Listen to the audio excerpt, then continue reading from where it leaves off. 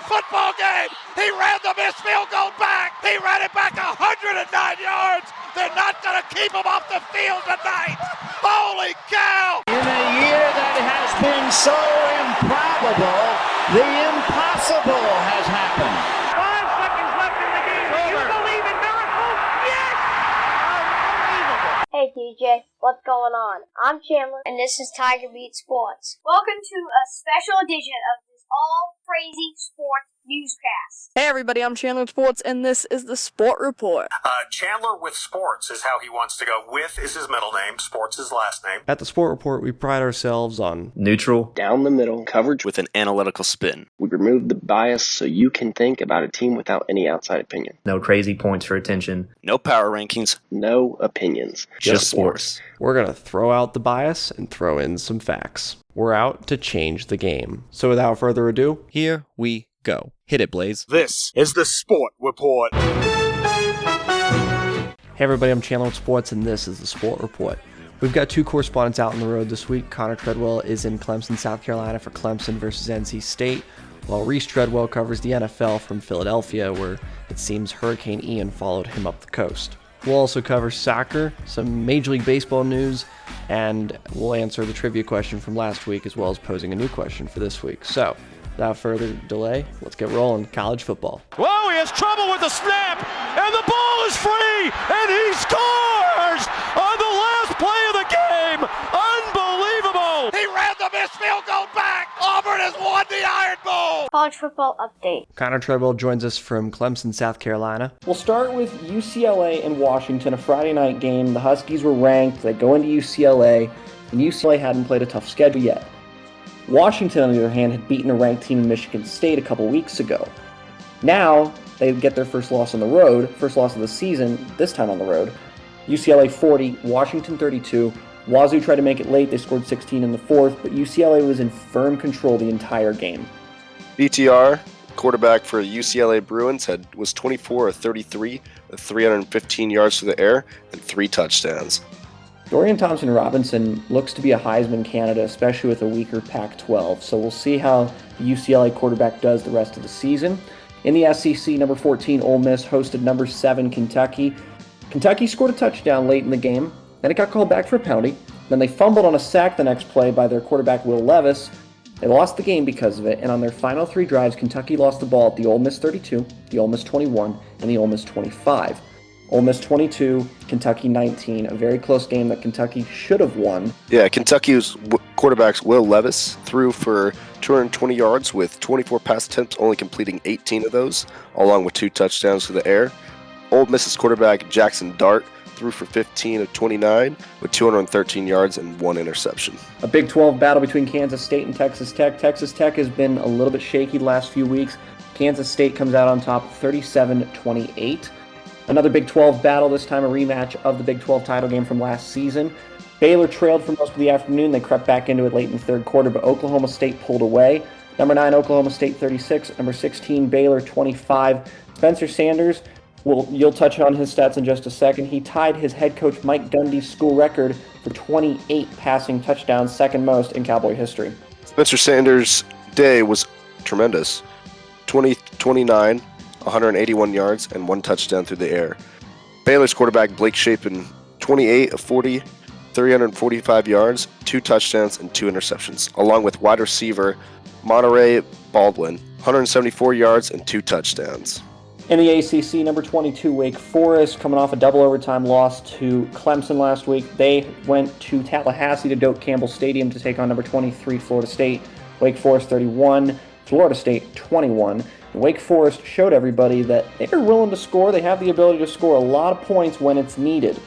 Quarterback Sam Hartman threw for 22 of 34 that day, along with 234 yards to the air with 2 touchdowns.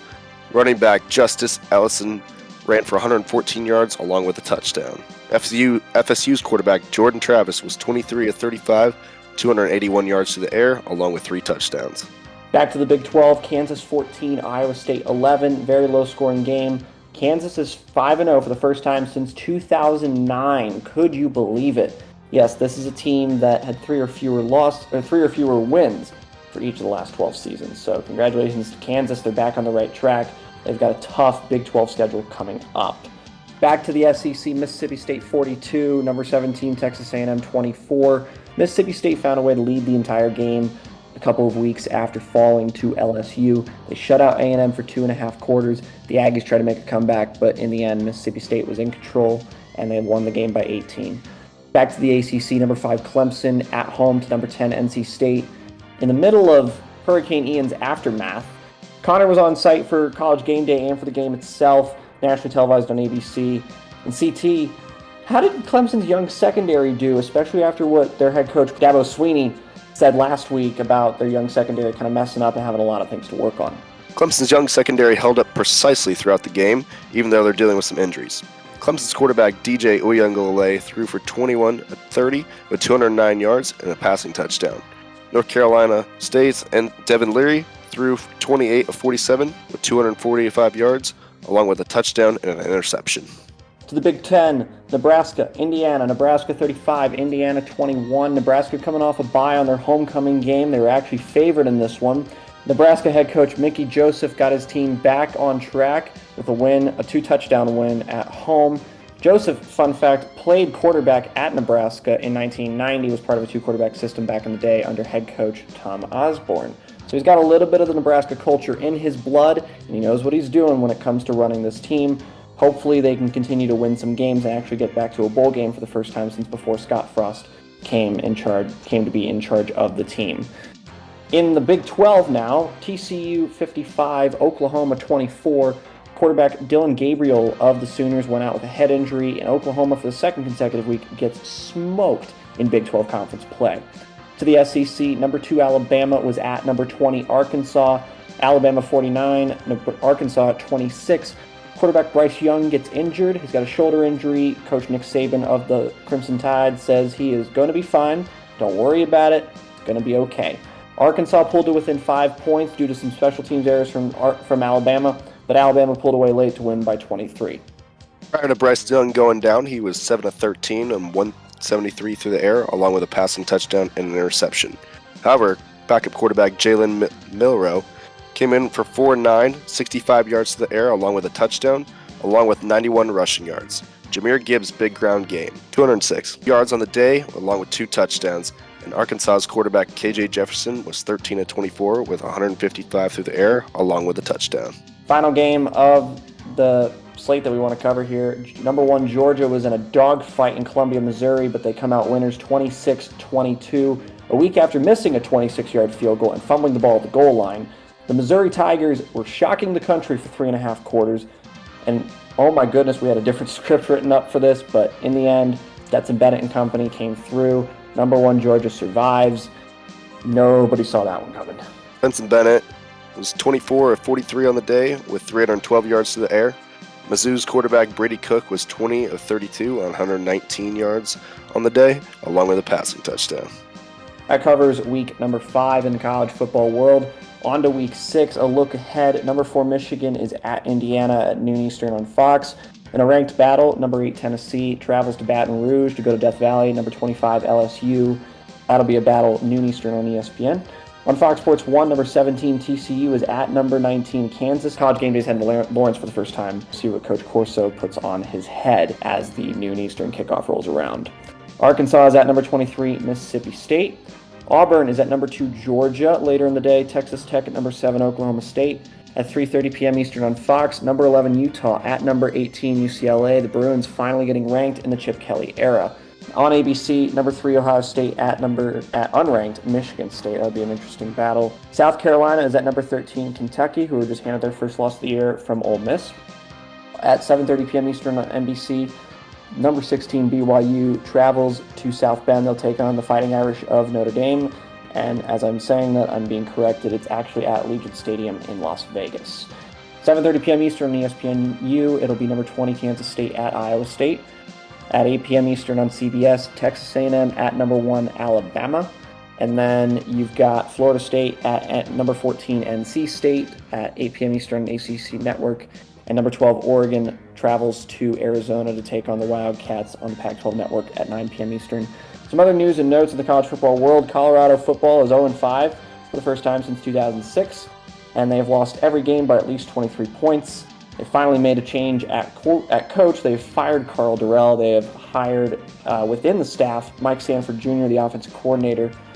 A few coaches are going to move between the ranks, and they're going to change roles. And Paul Chryst, the former Wisconsin standout, well, he's no longer at Wisconsin. $11 million later, he's been fired as the head coach of the Badgers. They were expected to be really good this season. Well, not so much anymore. Paul Chryst out as the Badgers head coach. That covers Week 5, and we looked ahead to Week 6 for college football. Our thanks to Connor Treadwell for joining us, even though he's a little bit under the weather. Let's recap and look ahead in the NFL. Touchdown Auburn! Touchdown Auburn!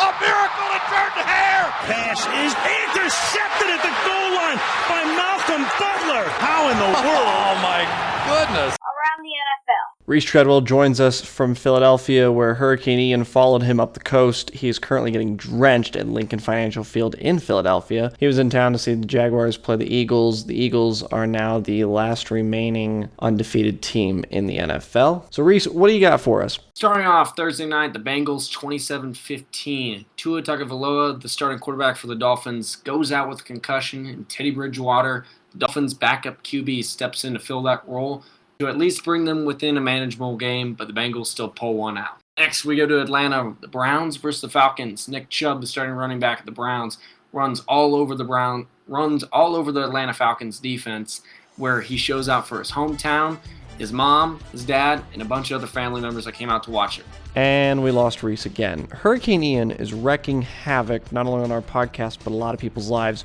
We pray for the people affected by this hurricane. To continue with the NFL slate, Minnesota Vikings 28, New Orleans Saints 25 in London. Kirk Cousins, the Vikings quarterback, throws for 273 yards and a touchdown. Dalvin Cook was healthy enough to play for the Vikings, 76 yards on the ground, while the Saints fall to 1-3 and the Vikings improve to 3-1.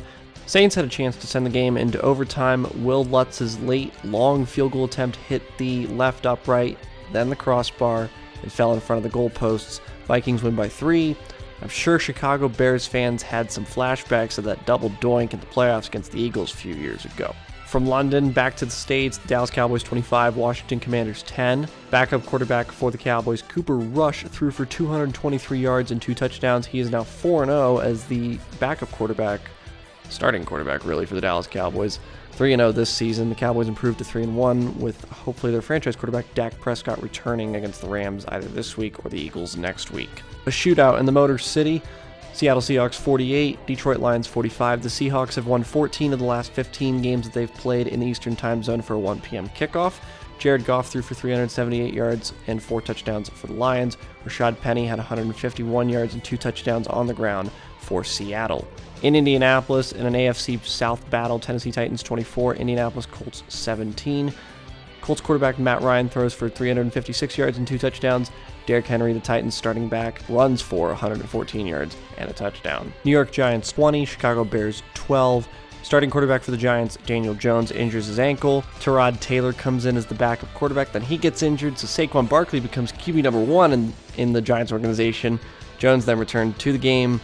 Giants win by 8. The Bears need to figure out a few things on offense going forward. As we mentioned, Reese was in Philadelphia. Eagles 29, Jaguars 21. Jalen Hurts had 204 yards on the ground, but it was Miles Sanders for the Eagles that carried them to victory. 134 yards on the ground with 2 touchdowns on 27 rushing attempts. That wasn't the only battle going on in the Keystone State. Across the way in Pittsburgh, well, a few hours down the road, New York Jets 24, Pittsburgh Steelers 20. The Steelers benched their starting quarterback, Mitchell Trubisky. They benched him. At halftime, Coach Mike Tomlin said they needed a spark, so they brought in hometown product who went to Pitt, Kenny Pickett. So, if you need a starting quarterback this week and for the next few weeks, get Kenny Pickett, because he's going to be QB1 in Pittsburgh. Something else to note about Kenny Pickett, he isn't the only quarterback to throw 3 or more interceptions in his NFL debut. Andrew Luck, Matthew Stafford, and Peyton Manning are just some of those who did the same. Pickett only had 3 incompletions, and those were his 3 interceptions. Nothing else hit the ground. 2 of the interceptions went off his wide receiver's hands, and 1 was on the Hail Mary at the end of the game. Zach Wilson, who is the Jets quarterback, threw for 252 yards in his season debut. In Baltimore, Buffalo Bills 23, Baltimore Ravens 20. Nobody circles the wagons like the Buffalo Bills. They are the second AFC East team to come back from at least 3 possessions down late in the game against the Ravens in the last 3 weeks. San Diego or Los Angeles Chargers 34, Houston Texans 24. Dameon Pierce, the rookie running back for the Houston Texans, is showing why fantasy owners used a high draft pick on him. 131 yards and a touchdown on the ground for Pierce. Justin Herbert, the Chargers quarterback, threw for 340 yards and 2 touchdowns. Arizona Cardinals 26, Carolina Panthers 16. Christian McCaffrey is healthy once again, but the Panthers fall by 10. Cardinals improved to 2-2 on the season. Denver Broncos 23, Las Vegas Raiders 32.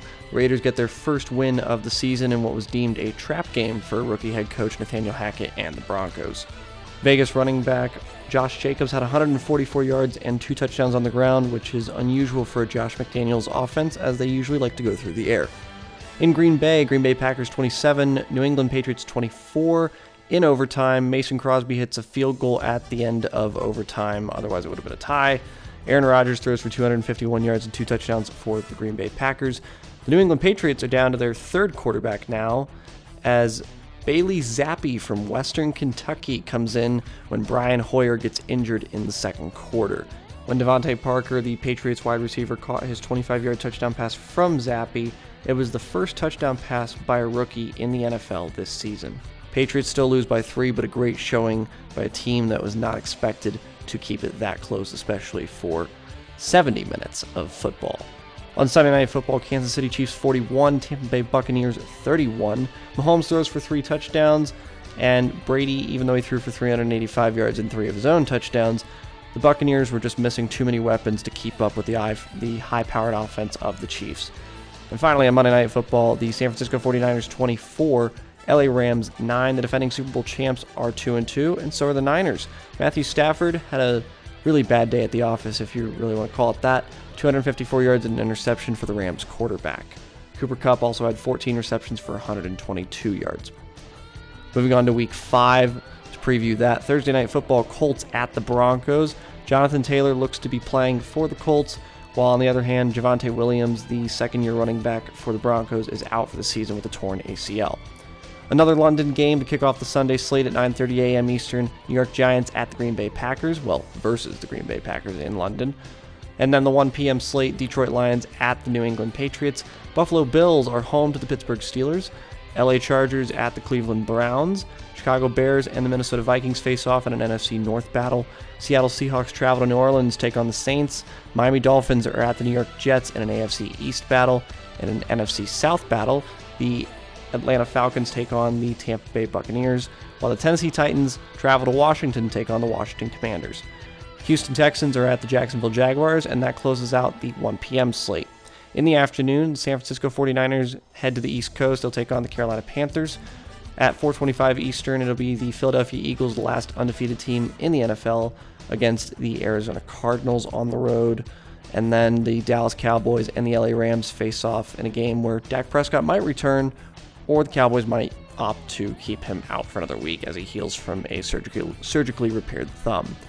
On Sunday Night Football on NBC at 8:20 p.m. Eastern, Cincinnati Bengals are at the Baltimore Ravens in an AFC North battle between 2-2 teams. And then Monday Night Football on the 10th, it'll be 8:15 p.m. Eastern on ESPN, Las Vegas Raiders and the Kansas City Chiefs. A lot of divisional battles this week. One other thing we forgot to note this week, the Washington Commanders were the last team to not kick a field goal in the NFL. Well, they finally kicked a field goal against the Dallas Cowboys last week in Week 4. That covers the NFL. Now on to Major League Baseball. We now know the matchups for the playoffs. And Carlton Fisk had a lot of little boy in him right there. Little roller up along first, behind the bag. It gets through Buckner.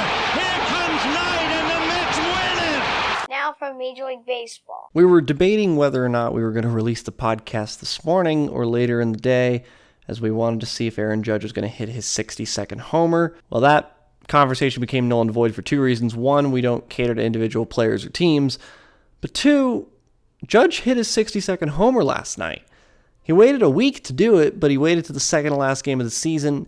The Yankees were at Globe Life Park in Arlington, Texas, and Aaron Judge tied the game up at 1-1 when he hit his 60-second home run of the season to left field. He breaks Roger Maris's record set in 1961, 61 years ago, of 61 homers. If you are lost, the number to remember there is 61. In addition to Judge's historic night, the Atlanta Braves locked up the NL East divisional title for the 5th consecutive season as they defeated the Miami Marlins 2-1. The Braves swept the Mets in a weekend series just last weekend to essentially all but lock up the NL East title. They just had to wait for either another win or for the Mets to lose. And also last night, 2 no-hit bids were broken up in the 7th inning or later. In the 7th inning, the Diamondbacks got their first and only hit of the game against the Brewers when Josh Rojas singled to center. And then in a later no-hit bid, the Astros defeated the Phillies 10-0, but not before the Phillies got 3 hits in the 9th inning, the only 3 hits they had during the game.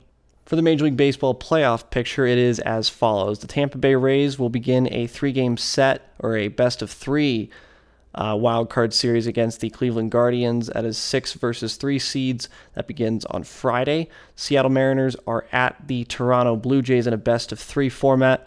All of these games are at the higher seeds. The Guardians and the Blue Jays will host playoff series for the AL wild card. Both of those series begins on Friday. The Houston Astros and the New York Yankees are the 1 and 2 seeds respectively in the American League. In the National League, it is the same format, best-of-3 format. All games are at the higher seeds for the wild card. Philadelphia Phillies, who eked by the Milwaukee Brewers for that final wild card spot, are going to travel to the St. Louis Cardinals, who are the 3 seed. The San Diego Padres will take on the New York Mets in a cross-country battle. Those games begin on Friday as well. The LA Dodgers and the Atlanta Braves have byes as the 1 and 2 seeds as well in the NL. The Braves are the defending World Series champions, so we'll see what happens and if they can defend their World Series championship, beginning with the divisional series, which will start next Tuesday for both leagues. In soccer in the Premier League, Arsenal lead the Premier League over Manchester City by 1 point. Manchester City drubbed their arch rivals Manchester United to keep Manchester blue. They lead United by 8 points. Arsenal lead United by 9 points. The top 6 read as follows in the EPL: Arsenal, Man City, Tottenham Hotspur, Brighton Hove Albion, Chelsea, and Manchester United. And then in the Champions League, Barcelona are in danger of going out at the group stage for the 2nd consecutive season after they fell to Inter Milan 1-0. Finally, to answer last week's trivia question, it was the last time there were 2 3-0 teams was in what year? Hint, one of those teams that's 3-0 this year now is not 3-0 anymore. They had a magical season in the year that we were talking about. That was 1972 when the undefeated Miami Dolphins started 3-0. They were 3-0 this year before they fell to the Cincinnati Bengals on Thursday Night Football this past week. This week's trivia question, in honor of Kansas and Iowa State playing this past week, these 2 teams played in 1990 to a 34-all tie, which gave Kansas the most ties in Division I football history. How many ties did they have in their history? We asked that in the past tense because the NCAA introduced this thing called overtime, which practically ensures that ties are no longer possible. For now, on Chandler. So let it be written, so let it be done. Thanks for tuning into the Sport Report today. We'll be back on our next episode with the latest in sports. Right now, we're still working on a website, but if you want to follow us on social media, we are at SR_CWS on Instagram and Twitter. You can also find our podcast on Anchor, Spotify, iTunes, Google Play, you name it. We're on almost every podcast platform. This podcast is copyrighted by the Sport Report for viewers to understand sports from a news reporting basis. Any other use of this podcast, Sport Report logos, or anything associated with this podcast without the express written consent of Channel Sports is strictly prohibited.